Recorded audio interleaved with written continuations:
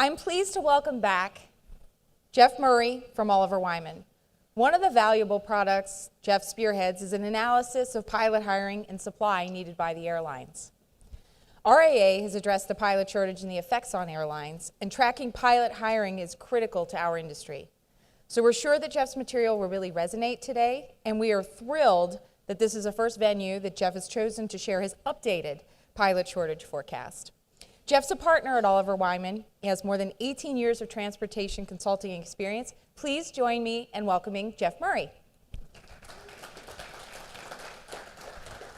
Thank you. Sure this is working. Can everybody hear me? Okay, great. Thank you for the introduction, Faye. Thank you for the opportunity to work with RAA and support many of the initiatives you have working on in DC. It's also exciting to see so many clients in the audience. I'm Geoff Murray, Chicago-based partner at Oliver Wyman, and as we heard earlier, like many other entities around 2013, 2014, we started paying attention to the pilot shortage. And as we're going to talk about in our material, a lot of that is a product of a proprietary fleet forecast that we put together every year that looks at all of the OEM, fleet forecast, utilization, and that kind of thing to estimate how many pilots will be required. And then we calibrate that against supply to identify supply-demand imbalance. And we first did that in 2013, 2014. And then, of course, with COVID, that was only aggravated. All right. So what I'm going to cover off today is our updated pilot shortage, the demand supply forecast.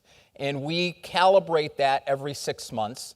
We do a major calibration on it every fall. And as Faye noted, this is the first time we're presenting our new forecast, which I think with so many folks from the regional industry will find insightful. And the key messages from the material I'm going to cover today: obviously, the pilot shortage continues to impact U.S. operations materially, particularly the regionals. And it was also exciting to hear that endorsement from all of the analysts that we had earlier this morning, that we all agree that there's a material shortage.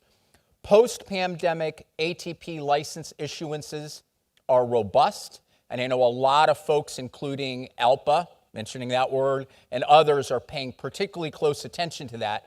But interestingly, and as we'll talk about in the forecast, when we look further upstream at student pilot issuances, private and commercial, we're seeing an increase, but that increase isn't as great as it is with the ATP issuances.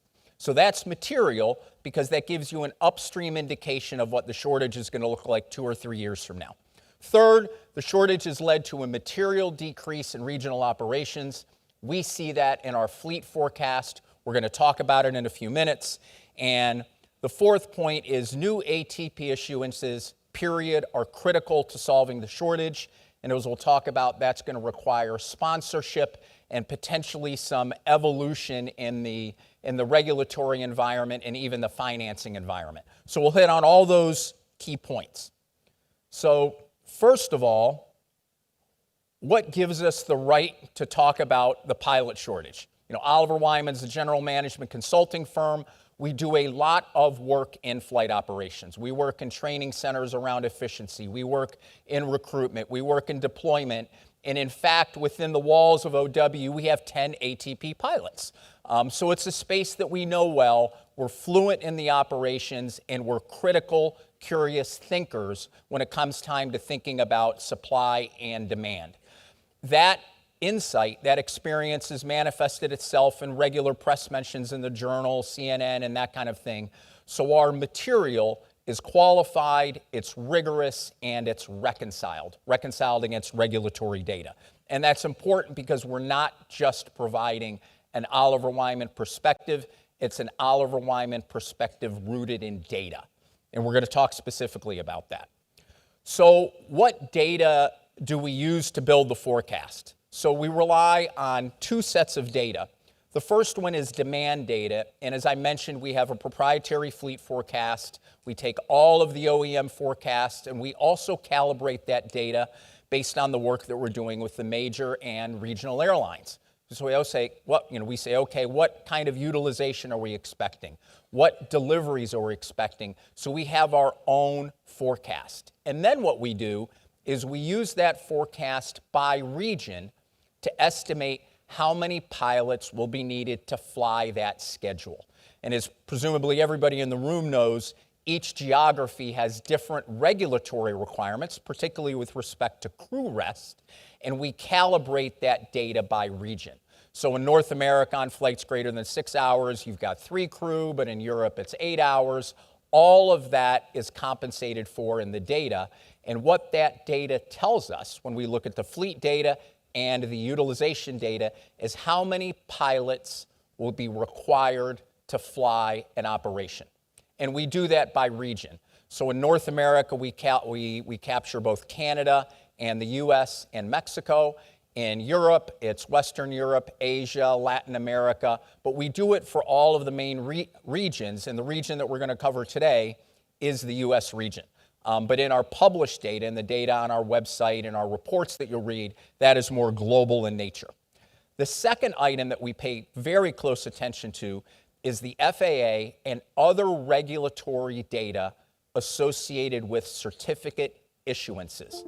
And not every country publishes this data. We happen to be privileged in North America that data is published regularly, monthly, not only at the ATP level, but at the student pilot level, instrument rating, commercial, private, so on and so forth. And we look at that across countries and regions. So we have our pulse on the notion of supply, not only immediate supply in the form of ATPs, who can join a 121 airline and immediately start to fly the schedule, but also upstream, again, student pilot, private pilot, that kind of thing. And that allows us to build our forecast. So we're looking at how many individuals are entering the workforce at the very primary level. So that's our demand and supply. That's where those numbers come from. So let's see here. Why isn't this working? There we go. So with the recent calibration that we completed, if we look at that supply-demand balance, it has changed. And it's actually changed materially, and we're going to walk through the reasons associated with that change. But it's gone from a shortage of what we estimated close to a year ago of 17,000 down to 13,000.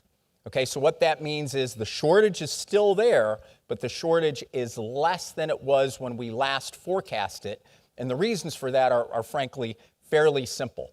One is associated with demand. As we've talked about, a lot of regional aircraft are parked, so those parked aircraft don't need pilots, so we have to adjust our demand forecast to compensate for the fact that fewer pilots are needed to fly this schedule. The other element is when we look upstream at pilot certificate issuance, we have in fact seen more of those. At the student pilot level, at the private pilot level, and a handful of other levels, we're seeing those increase by around 28%. I guess we'll wait till we get the slide back up here.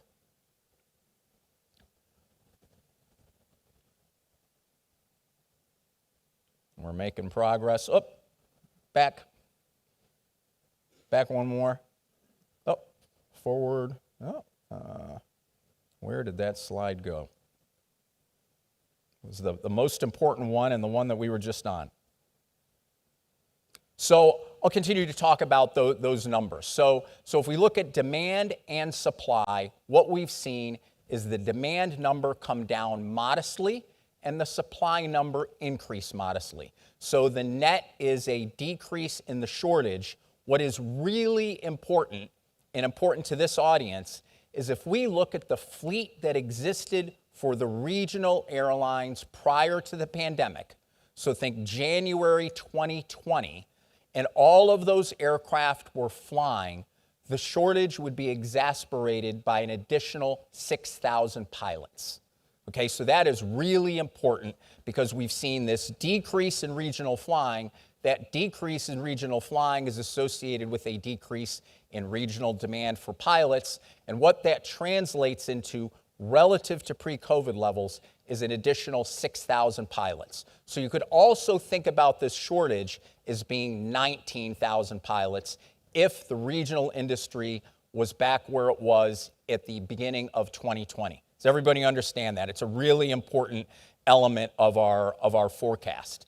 So what is driving the shortage going forward are the continued amount of very high level, record levels of retirements that we're seeing, the growth of the mainline carriers, which is important because for a mainline carrier, the regionals represent, according to our math, about 75% of that supply is coming from the regionals. Around 15% is coming from corporate aviation, and an additional 10% is coming from the military. So we have to compensate not only for the retirements, but the growth. And our fleet forecast compensates for that growth. We have a 10-year growth forecast.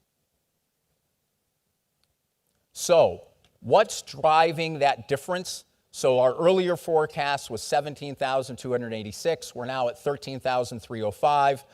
Big reasons were demand is lower, smaller post-pandemic fleet, fewer regional aircraft, which really represent about 3/4 of that demand difference, is purely associated with the regionals. Supply, accelerating ATP certificate issuances, which we have seen at record levels, on an LTM, trailing 12-month basis as high as 10 or 11,000 pilots.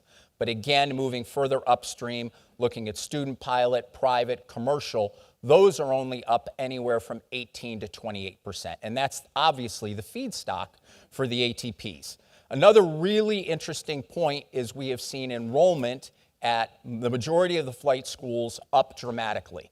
Many of us within the Oliver Wyman orbit serve on the boards of Embry-Riddle, Purdue, Auburn, Ohio State. So we have some privileged insight into enrollment numbers there, and they are up materially. Not dramatically, but they're up materially, which is important because, again, that's a source of feedstock for future pilots. And then the other element that we take into account, which is also important, is that not all ATPs want to be airline pilots, believe it or not.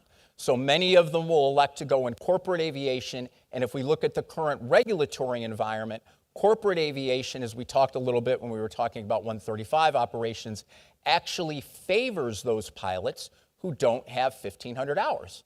So subject to insurance requirements, I can go fly for a Wheels Up, a Jet Suite. I could do that at 500, 550 hours.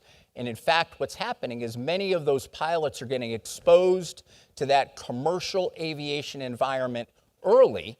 And when they get to the 1,500 hours, they're like, I'm not sure I want to do the airline thing anymore. I'm really comfortable enjoying the quality of life and the flying I have, flying in the corporate and GA world. So why that's important is all of the ATP issuances in our model don't want to fly for the airlines. And we'll see plenty of parties who say, there's 10,000 new pilots. Everybody wants to fly for the airlines. It's not the case, and the data demonstrates that. So a lot has been, there's been a major evolution on the demand side and the supply side to get folks coming into the industry. One of the biggest ones is compensation. And what we've seen in this chart, for anybody who flies, we're looking at top of scale pay rates on the left-hand side, the vertical axis, and the horizontal axis, for anybody who doesn't know what MGTOW, max gross takeoff weight. So that is simply an index of aircraft size. And if you look at the history of pilot remuneration, pilot compensation, it was indexed to takeoff weight. So the chart that we derived here was looking at pay rates pre-COVID, post-COVID, including some of the most recently ratified and agreed to CBA agreements. And what's really important is in the regional space, we've seen that pay go up by 86%. That's on the left-hand side of the scale. Those are the smaller ERJ aircraft and that kind of thing. On the mainline basis, it's still up. It's up around 46% from a mainline basis. So this is important because individuals pay attention to this. Individuals who are thinking about becoming airline pilots say, hey, this pays well. I can actually make it to a mainline cockpit fairly quickly, in some cases as short as 2 or 2.5 years. And it is influencing the supply part element of the equation. So really important, the pay element. The other unfortunate element in this room is the decrease in regional flying. And what we've seen for 50-seaters is that flying down by almost 2/3. So, and this is reflected in the fleet forecast that we talked about a few minutes ago.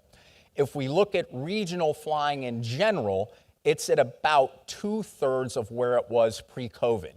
And we're measuring this data on block hours. And it's also seasonally adjusted. And I see a lot of folks taking pictures. We're going to make this presentation available to RAA, so contact the RAA and you can get a hold of it, in a nick of time. But what's important here is we measure it by block hour basis because block hours is what drives pilot demand. Departures are associated with it, ASMs, but at the end of the day, it's block hours, and it's block hours is how pilots get paid.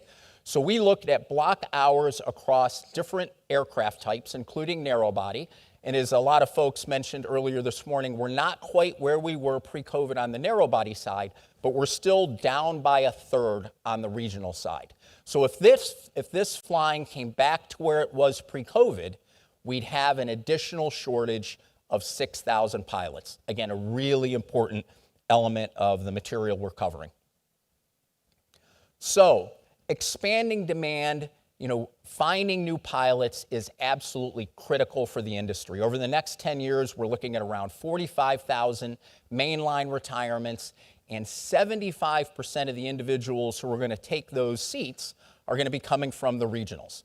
Around 15% from general aviation, 135 operations, and the rest from the military. But what's important is that the regionals are the main source of supply here, full stop. So when we look at that regional growth, the regional growth of pilots going into mainline carriers, that has a really important implication on turnover, which is the next slide that we're going to talk about. And this is important because in the regional world, you're looking at the number of pilots that you're going to be moving through your training department, the number of captains who are going to be upgraded, and they're the highest numbers we've ever seen. So if we look at 2023, and this is based on very simple math, mainline pilot workforce, this many aircraft flying, I need this many pilots to crew that operation. Similar for the regional operation, how many aircraft are flying, what are the regional requirement demands for that? So this math is fairly, I don't want to say simple because there's some other assumptions that we baked into there, but fairly straightforward. And if we look at the aggregate regional turnover over the next year, it's around 45%. But what's really important, especially in relation to the captain shortage, if we look at that captain shortage, it's close to 60%.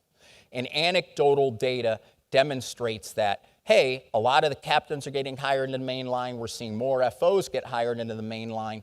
For those of you who are technical in nature, we've estimated that 55% of the hires going to the mainline carriers are at the captain level.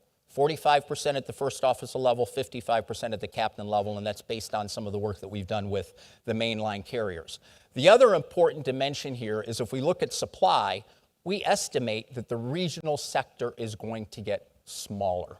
So if we look at the regional pilots today, around 18,000, going down to around 15,000 5 years from now, and that also checks with the data that Chip shared, that SkyWest is at 5,500 pilots just a few years ago, is now at 4,300 pilots. So the key element here is finding individuals who are going to pursue the profession to fill those spots.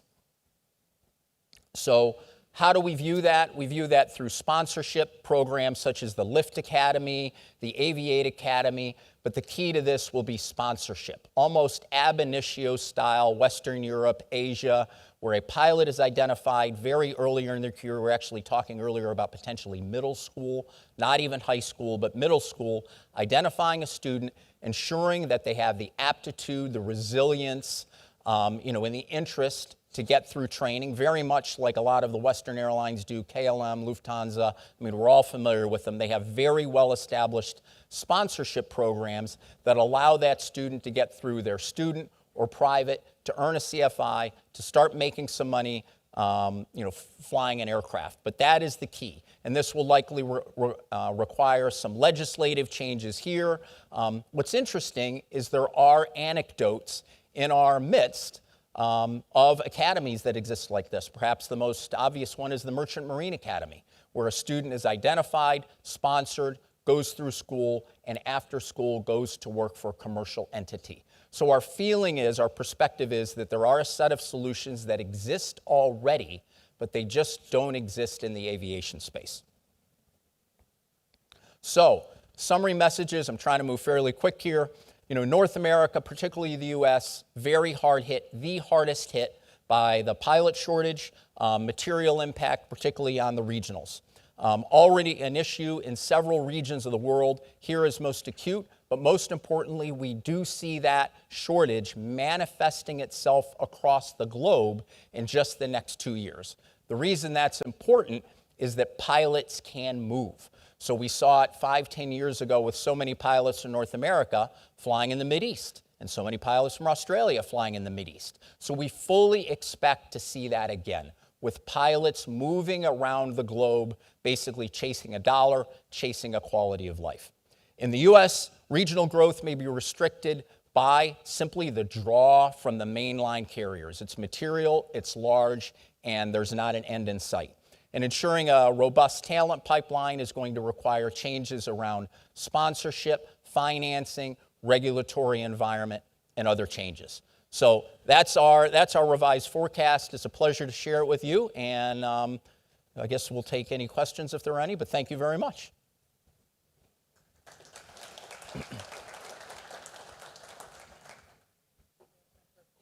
Okay.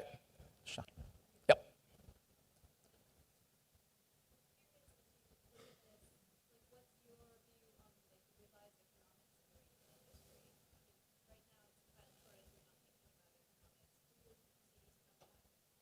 So a very good question. The question was, do we see the regional economics, I'm going to paraphrase, do we see the regional economics kind of evolving to the point where it begins to support the regionals to a greater extent?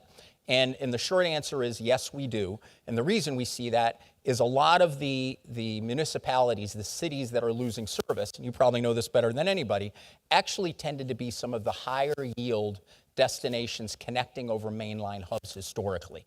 So our sense is those secondary cities can support, I don't want to say more expensive transportation, but they benefit from the connections that happen over those secondary hubs, but we view that as an evolution. Particularly as we see less and less service into those municipalities. All right, thank you very much.